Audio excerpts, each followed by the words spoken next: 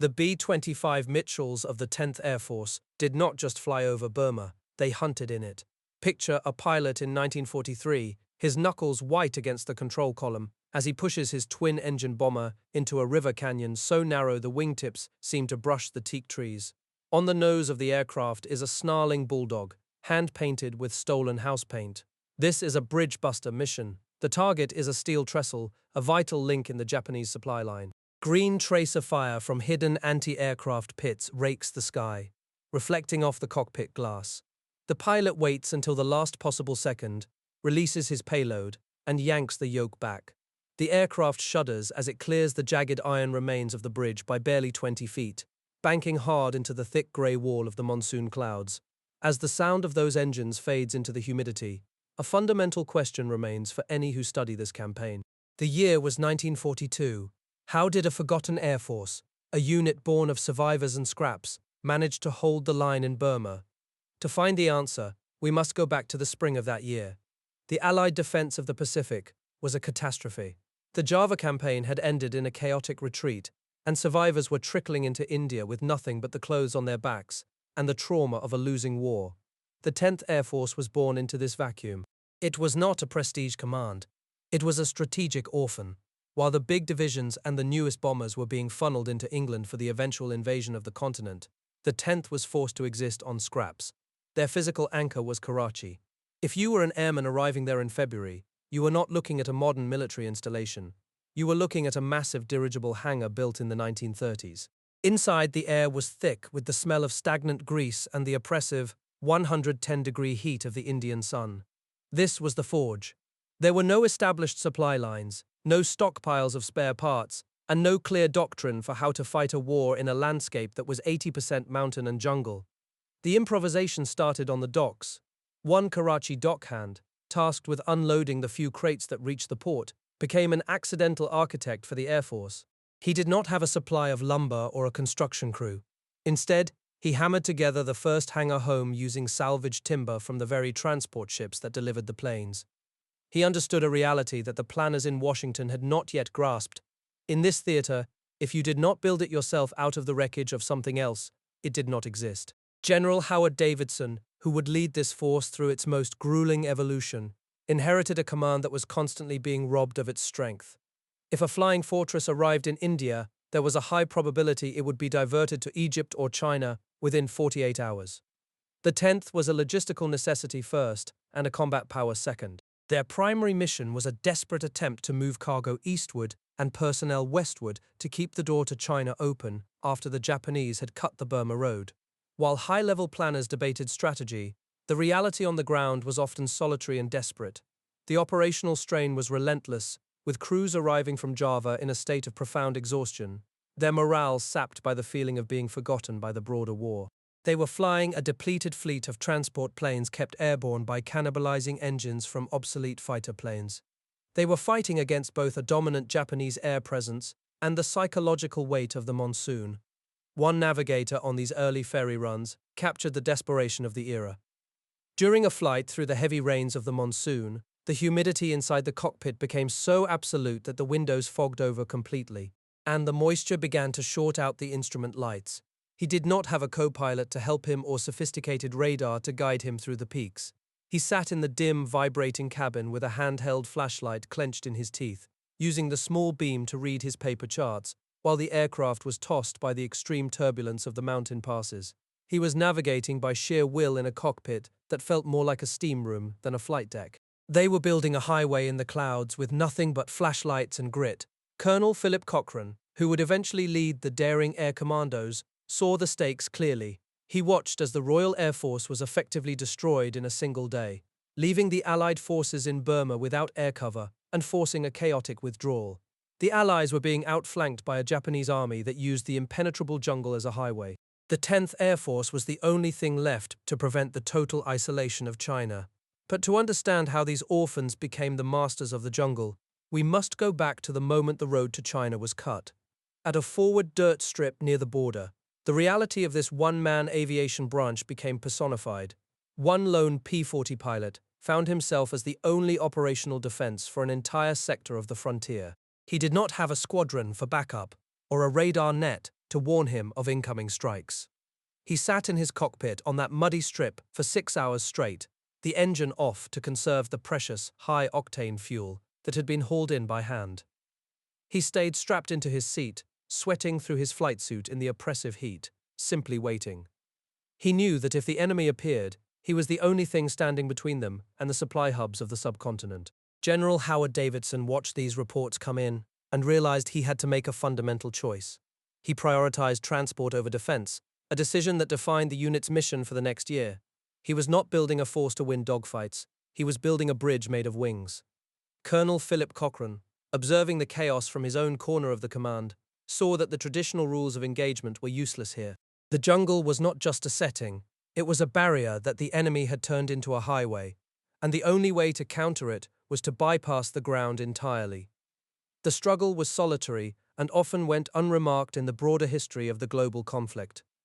The crews arriving from the retreat in the south were exhausted, their morale tested by the feeling that their war was a sideshow. They were flying missions against a dominant opposing force, while their own resources were being siphoned away to other theaters.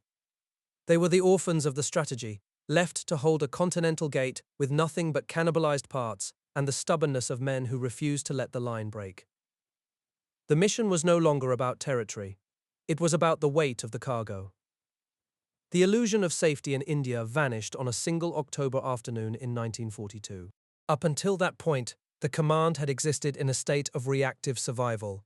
But the raid on the airfield at Dinjan changed the fundamental calculus of the war. On the 25th of October, nearly 100 enemy aircraft swept over the valley, catching the Allied forces in a state of transition.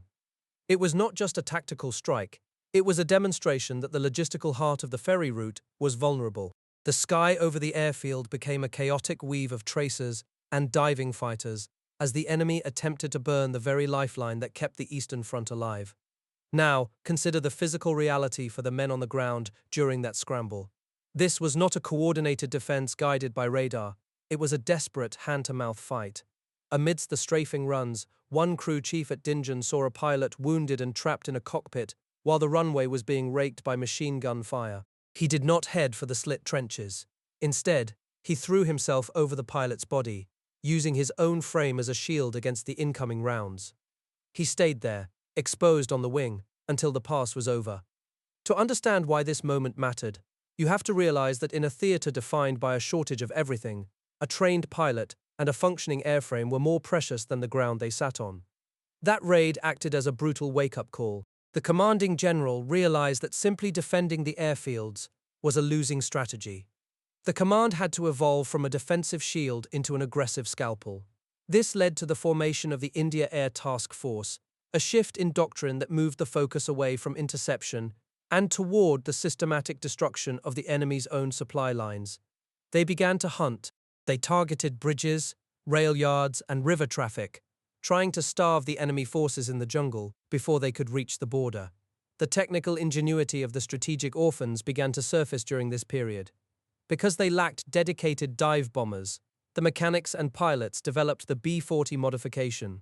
They took the standard P-40 fighter and rigged it to carry a 1,000-pound bomb, a payload the aircraft was never designed to handle. It was a dangerous improvised solution that turned a short-range interceptor into a heavy-hitting tactical striker. This was the beginning of the bridge busters, units that specialized in the grueling, repetitive work of dropping heavy ordnance on narrow steel trestles until the logistics of the occupation simply collapsed. But the arrival of new technology brought its own set of complications. To understand the fragility of this transition, look at what happened at the forward base at Chittagong. A brand new B-24 Liberator, a heavy bomber nicknamed Hot to Go, arrived as a symbol of the theater's growing teeth. It was a sophisticated machine, far more complex than the aging bombers the crews had been nursing for months. However, during a mission, the aircraft was mauled by flak, and by the time it touched down in the mud of the coastal strip, it was bleeding out. The flight engineer on that bomber found himself in a desperate struggle to save the mission's success. The hydraulic lines had been severed, and the fluid, the lifeblood of the plane's landing gear and brakes, was spraying into the fuselage. He did not have a repair kit or spare couplings in the middle of a combat landing. He smeared thick engine grease over the rupture and used his bare hands to physically clamp the line. Trying to hold the pressure in against the heat and the vibration of the crippled airframe. He held that position until the wheels locked and the plane settled into the muck. This was the state of the war in late 1942, a mixture of high-tech arrivals and primitive, desperate maintenance. The command was growing, but it was growing through sheer friction. By May of the following year, the monthly bombing output had jumped from less than 300 tons to 1,400 tons. This was not because the theater had suddenly become a priority for the planners in Washington. It was because the men on the ground had learned how to squeeze every ounce of utility out of their limited resources. The psychological weight of the conflict also began to shift. The enemy had long maintained a high-altitude reconnaissance presence, a pilot the Americans called Photo Joe, who flew so high he was effectively untouchable. He would taunt the crews over their own radio frequencies, telling them to stay on the ground where they belonged. But as the command's tactics sharpened, that impunity disappeared. In April of 1943, a methodical high-altitude hunt finally brought the scout plane down, ending the era of uncontested enemy surveillance. The transition from defense to offense was not a single event, but a series of hard-won realizations. The command was no longer just a collection of survivors waiting for help that might never come. They were becoming a sophisticated strike force that understood a vital truth about the jungle. You did not have to defeat an army in the mud if you could destroy the bridges that fed it. The Strategic Orphans had found their purpose. They were no longer just holding a gate, they were beginning to tear down the walls of the enemy's house. No one in the theater was talking about country clubs anymore. By the middle of 1943, a strange and insular culture had taken root within the airfields of the Brahmaputra Valley. To understand the 10th Air Force at this stage, you have to look past the mission reports and into the flight line tents, where the men were grappling with a specific kind of psychological isolation. They were thousands of miles from the primary theaters of the war, operating with equipment that was often second-hand and always in short supply. This sense of being a neglected fragment of a larger machine became their defining identity. Consider the mental toll on a man who knows his unit is a strategic afterthought. One sergeant in a Mitchell bomber squadron expressed this frustration through a quiet act of defiance. He took his flight suit and carefully stitched a custom patch onto the shoulder that read 4 3/4. It was a mocking jab at the numerical designation of his unit, suggesting they were not even a whole squadron but merely a forgotten fragment of a distant conflict. This fractional sergeant was not just being cynical. He was giving a voice to a group of men who felt the newest equipment and the latest news always went to the fronts in Europe. In a theater where letters from home took months to arrive, the crews had to belong to each other because they did not feel like they belonged to the army. This need for a local identity led to a visual explosion of nose art across the airfields of the Brahmaputra Valley. Since there was no official recognition from Washington, the crews turned their aircraft into mechanical talismans. One squadron artist became the central figure in this process. He lacked professional supplies, so he scavenged what he could find around the hangars. He mixed stolen house paint with used engine oil to create a thick medium that would cling to the grime-streaked aluminum of the bombers. He would spend hours in the humid heat meticulously painting a snarling bulldog onto the nose of a Mitchell or a horseshoe on a pole onto a heavy bomber. These markings were the only things that made the planes theirs. In a war that demanded anonymity, the art was a claim of ownership. When a squadron adopted the Twin Dragons insignia, it was more than just decoration. It was a psychological anchor for men building their own legend from the ground up. While the crews reclaimed their identity on the flight line, General Howard Davidson was leading a quiet revolution in the planning rooms. The command moved away from the desperate scrambles of the previous year. They stopped trying to fight a conventional war for territory because they realized that holding a jungle ridge meant nothing if you could not feed the men standing on it. The strategy shifted toward a map of single points. The planning rooms were no longer filled with front lines, but with reconnaissance photos of railway spans and river crossings. Davidson realized he did not need to defeat the enemy army in a head-on collision. He just had to starve it. By destroying the infrastructure of the occupation, the command could turn the jungle from a highway into a graveyard. This transition turned the air war into a repetitive cycle of precision strikes. It was no longer about the glory of the dogfight, but about the cold physics of a bridge piling. The crews became obsessed with the bridge over the Maids River. They would drop a span, the enemy would repair it with teak logs within 2 days, and the bombers would return to destroy it again. It was a relentless struggle of attrition. Colonel Philip Cochrane saw that this doctrine required a different kind of pilot. He needed men who could navigate at treetop level using the bends in a river instead of a radio beacon. He ordered distinct diagonal stripes painted on his aircraft so his men could recognize each other instantly during the chaos of a low-level strike. A pilot in this theater was no longer hunting for enemy formations in the clouds. He was staring at a single steel trestle through a haze of monsoon rain, knowing a miss of 10 feet meant the mission had failed. The Burma stare began to appear on the faces of the crews, a look of hollow-eyed exhaustion. It was the weight of knowing the entire war rested on these surgical, repetitive strikes. The 10th Air Force had moved past the shock of early defeat and into a phase of calculated destruction. They had accepted their status as orphans and used that independence to reinvent air power. They were no longer just holding a gate. The orphans had found a way to make the void their own. By early 1944, the command stopped looking for roads and started building them in the sky. This was the moment the conflict moved from a struggle for survival into a revolutionary experiment. Colonel Cochrane realized the thick jungle canopy was only a barrier if an army tried to walk through it. If a strike group could land behind the enemy lines, the entire geography of the war changed. The goal was to leap over the enemy entirely. This was the origin of Operation Thursday. The objective was to insert thousands of troops and their equipment into a clearing hundreds of miles behind the front lines. This was not a parachute drop, but a full-scale invasion by glider.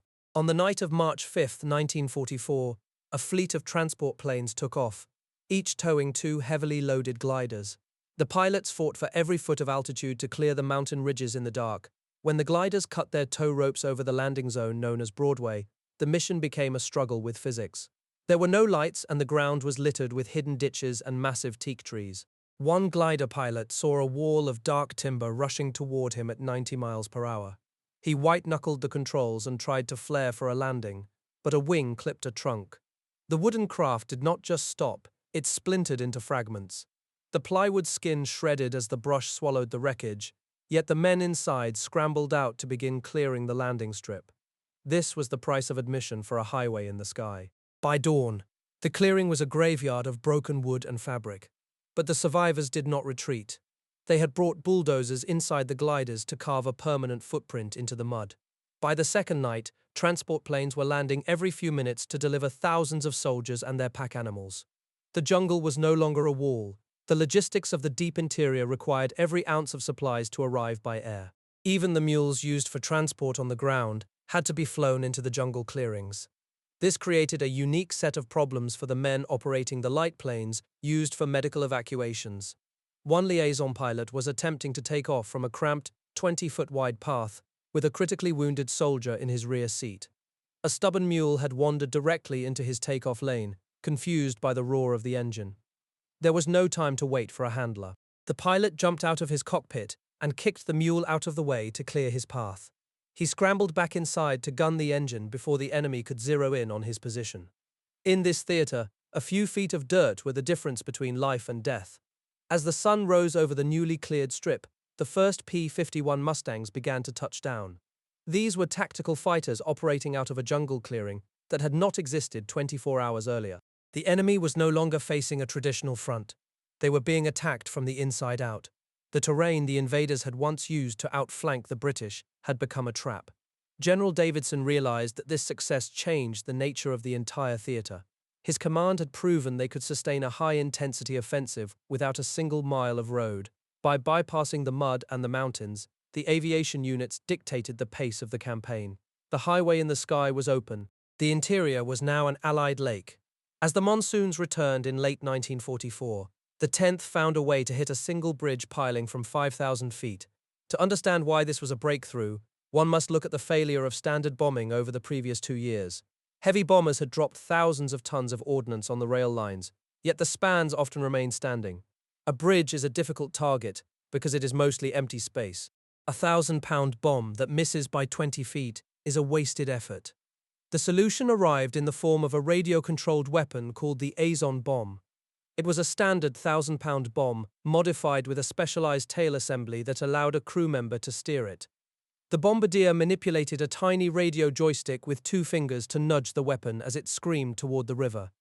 During a strike on the Pirnmana Bridge, a lean and focused bombardier took his position. He had to ignore the flak, bursting around the plexiglass nose, and focus entirely on a tiny flare attached to the bomb. 3 planes made 3 passes, and the bridge that had defied the command for 2 years was shattered. The span was erased from the map. This transition from luck to precision allowed the rest of the unit to focus on the unglamorous grind of interdiction. They began to hunt locomotives and supply trucks with a new kind of mechanical cruelty. The mechanics developed a tool specifically for the rail lines, known as the spike bomb. At low altitudes, a standard demolition bomb would often hit the hard bed of a railway and skip away into the jungle. To solve this, the ground crews welded a 17-inch steel spike to the nose of a 100-pound bomb. The spike would skewer the wooden ties, anchoring the explosive exactly where it landed. A specialized pilot would drop his plane to treetop height, skimming just above the steam of the jungle. The train wrecker would wait for the silhouette of a supply transport to emerge from the shadows of the teak trees. In the dark, he would release the spiked ordnance directly onto the path of the approaching engine. One train wrecker described the process as a cold, mechanical ritual. He carefully balanced the release so the spike would bite into the rail line just seconds before the locomotive arrived. The locomotive simply rolled into the ravine. The aviation command was no longer just trying to survive the weather. They were using the clouds as a cloak to dismantle the infrastructure of the occupation piece by piece. By August of 1944, the enemy's ability to move reinforcements or food had been effectively neutralized. The soldiers in the jungle were not being defeated by a superior ground army. They were starving because a few men with radio joysticks and spiked bombs had made the rail lines unusable. Colonel Philip Cochrane pushed his crews to embrace this role as technical executioners. He understood that the psychological impact of these precision strikes was as important as the physical damage. The enemy knew that even a single plane appearing through the clouds could now mean the destruction of a vital link. The unit had mastered the physics of the theater. The logic of the campaign was finally absolute. Now we return to that narrow canyon, where the bulldog-nosed B-25s are diving on the bridge. The pilot feels the aircraft shudder as the ordnance releases. The bridge shatters. But the true conclusion of this campaign is not found in the smoke of the explosion. The camera must shift away from the fire and down toward the forest floor. Below those wings, 356,000 Allied troops are looking up at the sky. They are waiting for the crates of food and ammunition tumbling from the bellies of the transport planes. The Strategic Orphans had become the lifeline of an entire continent. As the sun sets over the jungle, the answer to the mystery of this campaign is finally clear. How did a forgotten air force hold the line in Burma? They survived because they stopped trying to fight a standard war and mastered the relentless art of keeping an army alive where nature said it should die. General Davidson stood on a muddy strip and shook the hand of a transport pilot who had just completed his 100th mission over the hump. Nearby, a jungle scavenger used a rusted wrench to strip a fuel pump from a crashed bomber to keep a newer plane flying. He wiped the grease from his hands and watched a formation of Mitchells head home. A young pilot in a cockpit looked at the bulldog painted on his fuselage and banked toward the sunset. The orphans were orphans no longer. The neglected command had transformed from a group of survivors into the primary lifeline for an entire continent. The mystery of how a forgotten aviation unit held the line in the interior is not found in a single heroic dogfight. Instead, it was found in a total mastery of the unglamorous. They stopped trying to fight a standard war and turned the sky into a supply rail that the enemy could not cut. An entire multinational army was sustained in a landscape where nature itself dictated that they should have starved months ago. At a forward dirt strip, General Howard Davidson stood in the mud and watched the steady rhythm of the landings. This was the man who had spent years fighting for every spare part and every gallon of fuel. He walked over to a twin-engine transport that had just taxied in from the mountain passes of the hump. The pilot climbing out of the cockpit was hollow-eyed, his flight suit soaked with the humidity of the high-altitude crossing. General Davidson did not hand him a medal or a citation. In a quiet moment on that muddy field, he simply reached out and shook the man's hand. This pilot had just completed his 100th mission over the peaks. The war was won by the men who kept flying when the engines were failing, and the clouds were thick with granite. The technical brilliance of the campaign reached its peak in these final months. The command had perfected the use of radio-guided bombs and specialized spiked ordnance to dismantle the enemy's movement. By the time the final offensives began, the occupying army was a hollow shell. They were not defeated by a superior weight of armor or a massive infantry charge. They were defeated by the silence of their own supply lines. A bridge destroyed by a single guided weapon in the mountains meant 1,000 enemy soldiers in the valley went without a meal for a week. In the midst of this mechanical efficiency, the human cost remained visible on the fringes of the airfields. Knee-deep in swamp water near a coastal strip, the jungle scavenger worked in silence. This was a man who had spent the entire conflict turning wreckage into resources. He used a rusted wrench to strip a fuel pump from a crashed Mitchell bomber, his hands stained with grease and river mud. He did not look up as a formation of newer planes roared overhead. He simply wiped the grime from his forehead and focused on the bolt in front of him. The newer planes only stayed in the sky because men like him were willing to reach into the muck to find the parts they needed. The wrench was the true engine of the offensive. The end of the struggle was marked by a strange, surgical quiet. When the paratroops finally dropped near the coastal capital in May of 1945, they found that the enemy had already vanished into the trees. The infrastructure of the occupation had been so thoroughly dismantled from the sky that the defending army could not sustain a final stand. The strategic label that had once been a mocking reminder of their isolation had become a literal description of their impact. They had bypassed the mud, bypassed the mountains, and dictated the end of the war from 5,000 feet. Now, the answer to the mystery of this campaign is finally clear. How did a forgotten Air Force hold the line in Burma? They survived because they stopped trying to fight a standard war and mastered the relentless art of keeping an army alive where nature said it should die. The final image of the campaign is the face of a young pilot sitting in a cockpit as the sun begins to set over the jagged ridges of the interior. He looks at the hand-painted bulldog on his fuselage, a talisman that has survived 88 missions and dozens of repair patches. He taps the glass of his instrument panel as a small gesture of gratitude to the machine that brought him home. Then he banks the aircraft away from the front and toward the west. The orphans were orphans no longer. If your father or grandfather served in the 10th Air Force, the Air Commandos, or flew the hump over Burma, I would be honored to read his story in the comments below. Tell us the name of his unit, the plane he worked on, or the specific memory he carried home.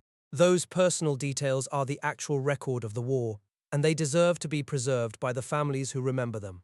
Thank you for watching and for helping us keep these stories alive.